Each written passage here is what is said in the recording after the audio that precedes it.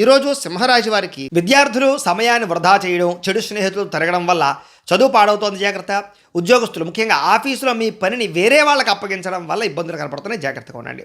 వ్యాపారస్తులు కొత్త స్టాక్ పెంచే విషయంలో ఆచితూచి అడుగులు వేయండి. మార్కెట్ ఒడిదుడుకుల వల్ల పెట్టినటువంటి పెట్టుబడులు వెనక్కి రాకపోయేటటువంటి ఇబ్బందులు కనపడుతున్నాయి, జాగ్రత్తగా ఉండాలి.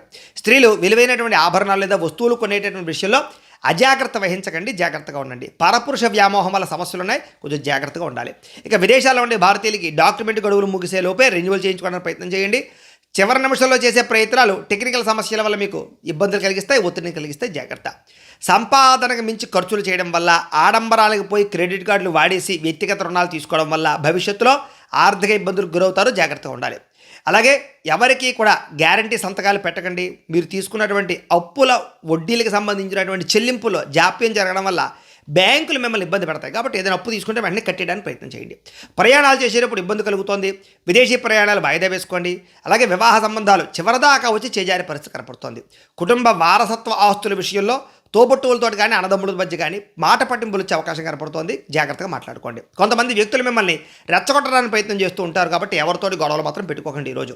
అలాగే నిరంతర పని ఒత్తిడి వల్ల తలనొప్పి, కంటి సమస్యలు కనపడుతున్నాయి, కాబట్టి మధ్యలో కొంచెం బ్రేక్ తీసుకోవడానికి ప్రయత్నం చేయండి. బయట ఆహారం తీసుకోవడం వల్ల ఉదర సంబంధ వ్యాధులు వచ్చే అవకాశం కనపడుతోంది, జాగ్రత్త. ప్రేమికుల మధ్య మాట పట్టింపులు, బ్రేకప్స్ జరిగే అవకాశాలు ఉన్నాయి, జాగ్రత్త. భార్యాభర్తల మధ్య చిన్న చిన్న చికాకులు, గొడవలు, అనుమానపు ఆలోచనలు పెరుగుతున్నాయి, జాగ్రత్తగా ఉండాలి. తప్పుడు పెట్టుబడులు పెట్టడం వల్ల లేదా ట్రేడింగ్లు, షేర్లో డబ్బులు పెట్టడం వల్ల డబ్బులు నష్టపోయే అవకాశం ఉంది.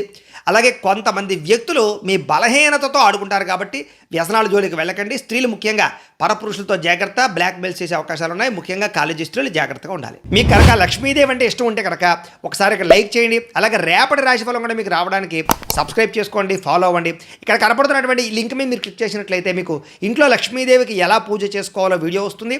ఆ వీడియోని ఎదురుగుండా పెట్టుకుని మీ ఇంట్లో మీరు ఈరోజు లక్ష్మీదేవికి పూజ చేసుకోవడం వల్ల ఆవిడ ఆశీస్సుతో ఐశ్వర్యం కలుగుతుందని తెలియజేస్తూ లైక్ చేయడం మాత్రం మర్చిపోకండి. స్వస్తి.